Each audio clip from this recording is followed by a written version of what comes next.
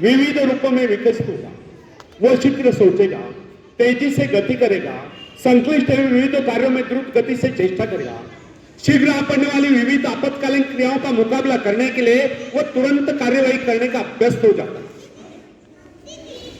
छोटे नगर कस्बे में रहने वाले व्यक्ति का मस्तिष्क भिन्न प्रकार से विकसित होगा, क्योंकि उसकी आवश्यकता इतनी विविध नहीं है और उसे तुरंत ही बहुत से निर्णय करने की आवश्यकता भी नहीं होती। ये कदापि न बोले कि प्रत्येक कार्य मस्तिष्क सम्मुख नई चुनौती उपस्थित करता है।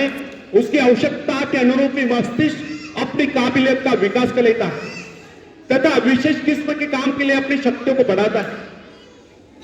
विभिन्न धंधों, नौकरियों, व्यापारों एवं व्यवसायों के लिए विभिन्न प्रकार की शारीरिक तथा मानसिक चेष्टाओं की आवश्यकता होती है। इन आवश्यकताओं में भी तीव्र गति से निरंतर परिवर्तन होता रहता है।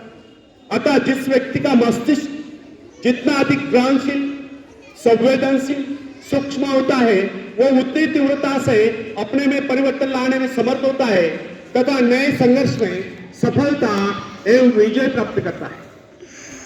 उदाहरणतः एक पुरोहित की आवश्यकता विकसित होती है, अतः उसका मस्तिष्क उन्हीं आवश्यकता के अनुरूप विकसित होता है।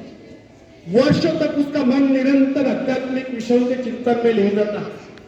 अतः उसके मस्तिष्क के विकास का स्वरूप एक वकील, एक व्यावसायिक एवं भवन निर्माण विशेषज्ञ से भिन्न होगा। जिस व्यक्ति का जीवन अध्ययन या बौद्धिक हलचलों में लीन है, उसके मस्तिष्क सेल्स का विकास एक व्यापारी के मस्तिष्क से भिन्न होगा। अध्यापक में विचारों की उन्मुक्तता, कार्यों में शिथिलता, भौतिक पदार्थ की प्राप्ति के आग्रह का अभाव, एकांत प्रियता दिखाई दे, जबकि व्यापारी में समझदारी, दूरदर्शिता, चतुरता, नियमबद्धता, समयबद्धता और फूर्ति दिखाई दे। महत्वाकांक्षा मस्तिष्क के विकास में परिवर्तन या सुधार लाने वाली प्रबल शक्ति है। महत्वाकांक्षा यह अपने जीवन के उद्देश्य को तय कर स्वयं अपने आप में बहुत सी महत्वपूर्ण घटना है। वैज्ञानिक लोग मस्तिष्क को विकसित करने की संभावना को खोज करने में व्यस्त है।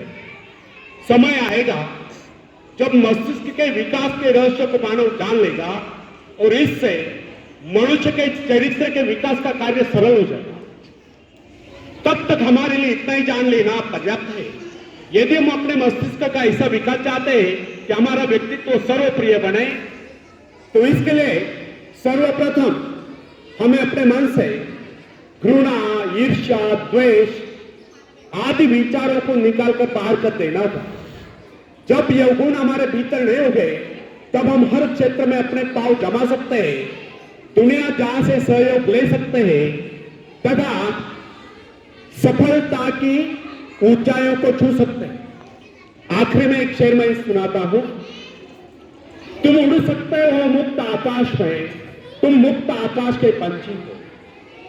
तुम व्यर्थ ही डरे हो, तुम भूल गए हो कि तुम्हारे पास पंख है। तुम पैरों से चल रहे हो, तुम आकाश में उड़ सकते हो। थोड़ा आप फड़फड़ाओ ताकि तुम्हें एहसास हो जाए। ध्यान सिर्फ भरोसा पैदा करने के लिए है।